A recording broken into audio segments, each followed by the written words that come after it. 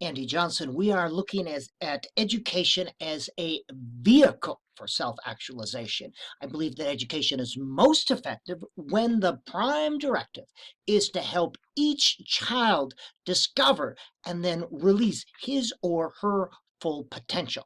That's what self-actualization is. And you can see Maslow's hierarchy there, and self-actualization and the tasks related to that. That is being motivation. The four tasks first is to discover and understand oneself, integrate conscious and unconscious parts of one's personality. And all these writing, talking, and various self-reflective experiences are helpful there.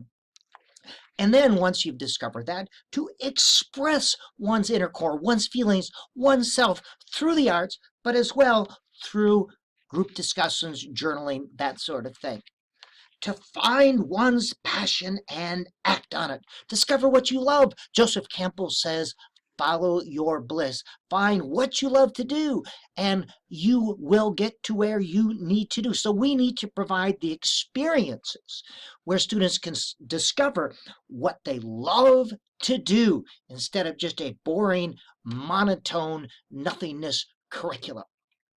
Discover one's strengths or talents and learn how to use them to solve problems. Successful people aren't people who have no weaknesses. Successful people are those who learn how to use their strengths to overcome their weaknesses. So we need to help each student discover what he or she is best at and how he or she learns and can solve problems.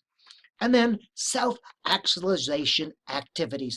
Now, these are not meant to replace a curriculum. They are meant to be inserted in to enhance learning. And they can, and these are all self-actualization types of activities. It may involve some of these.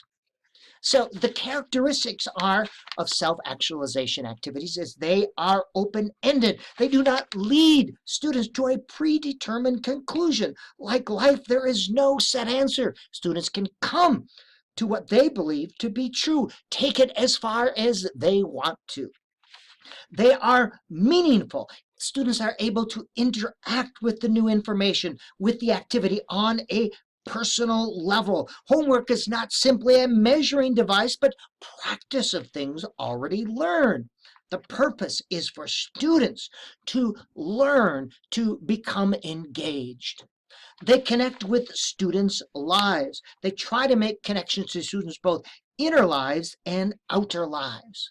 They promote a greater understanding of self, of others and of self. You understand yourself better, all parts of yourself. They promote a greater understanding of others. You see the commonality of the human experience. You see that the human experience transcends time and race, ethnicity, society, SES, social economic status, and religion. They allow students to share their ideas with others, not just doing stuff for the teachers. There's writing, there's talking, there's sharing in a large group, small group, cooperative learning activities. They recognize multiple ways to demonstrate learning, not simply tests, but through art projects, through dance, through photography, giving a speech, even music. And finally, they recognize and attend to the spiritual element in each child. Now, spirituality here is something apart from organized religion. And you can see some ideas there, an accumulation of one's ideals, values, and lofty aspirations. Yes, an appeal to the higher part of self that is accessed through one's intuitive self, or a part of oneself connected to something beyond self.